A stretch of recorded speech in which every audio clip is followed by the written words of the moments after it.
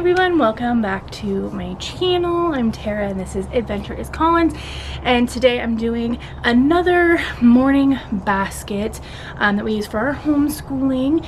And I know I did one already this month for Vlogmas, but I am changing up the basket for Christmas specifically. So most months I wouldn't do more than one basket unless there was like a specific theme that Clarissa wanted to cover, but for Christmas I definitely wanted to have a special basket. So today is day 20, I believe.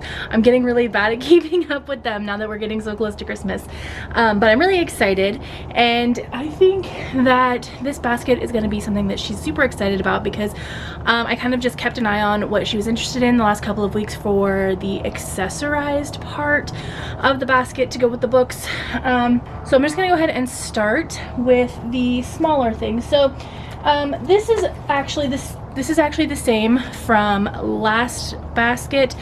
Is these cards. They're kind of tactile letter cards that let you spell the letters out with your finger. They have sort of like felt lines on them, and they're really useful for her, that have the numbers here that help show her the proper way to form the letters, because print letters have a lot of steps to them when she isn't necessarily the most proficient with pen or pencil yet, because she has some fine motor stuff that she's working on. So this is another way for her to work on learning those shapes, learning those movements, and you can do it with a lot of different things. You can use like paint brushes with sugar or sand or salt or what have you. You can use dirt. There's a lot of different ways. Shaving cream is also a really good one when they get good at doing these letter shapes. Just having shaving cream out and letting them spell in we call it snow, with their fingers. And it's a pretty easy cleanup, and so they usually have a lot of fun with that. If you can hear Maverick crying, I'm really sorry. He is with Dustin. So we also are keeping our koosh ball in there, and this is something that just gives her sort of that thing to play with. Next year we'll probably end up getting some more fidgety type toys for the basket that will hopefully not be distracting, but will actually help her be able to keep her hands busy so that she's able to focus her brain on what we're working on. I know if you have fidgety kids, you can probably totally relate to what that's like. So she actually requested this game be put in the basket. She's been really interested in it, and it's called Super Me, and it's a really quick game. It's really easy, and basically it gives you like a problem, and they're not always big. It can be something like somebody fell down, or you know, somebody needs their shoe tied or what have you, and then you match it with the superhero, if you have it, to help fix that problem.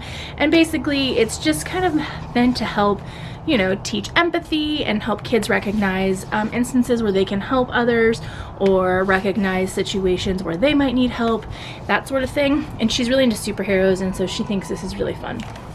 Okay, so the last sort of like accessory item, I don't really know what to call them, supplemental materials, what have you, are these cool folders. So these are little laminated folders. This one is called Scrambled Eggs. And so inside it just has different patterned eggs, and so we can take them all off. They're kept on with little Velcro dots, take them all off, and then it's just a simple matching activity. And so just has a bunch of different eggs in this one. Then this blue one is by colors. So we have a yellow section, a brown section, purple and orange, and then we just take off all the pieces, mix them up, and then we put them back where they go, by color. And these ones are actually also, they have like little sections like this all dotted out, so they can match not just the color but the picture to its outline. And then the last one is another color matching activity. It's kites. So she really was pulling these out a lot. I want to say right at the beginning of the summer, like that whole first week, she was obsessed with these.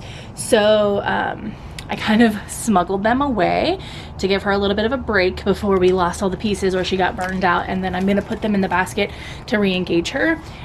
Rotating materials is a thing that I like to do just to keep her interested in them, because sometimes if they're available all of the time, they don't really care. So if they kind of disappear for a while and then come back, she's more engaged. Okay, so books.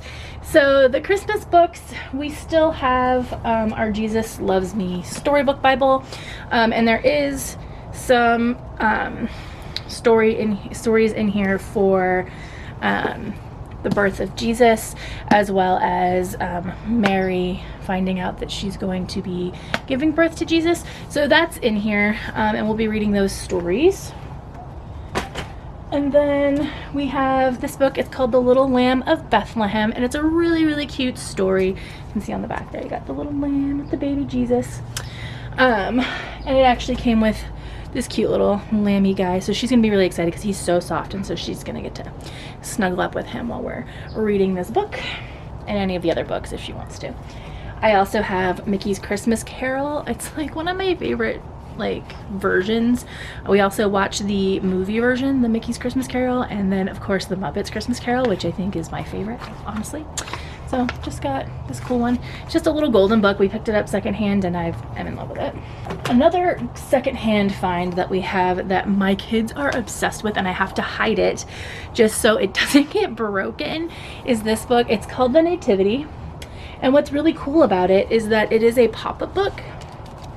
So you open it up, okay, and then there's, you can see down here, it's like the angel. So it's the angel coming to talk to Mary. So you have Mary, and then these trees are let's see if I can do this here. You can pull the trees apart, and then there's like the angel, and it's really cool. So all of the pages in this book are like that, and my kids just love it. So like here you have the stable with the animals. And then, sorry, I'm not really good at showing this because they're hard to open this way. Anyways, so then the stable opens up and you can see Mary and Joseph and the baby Jesus.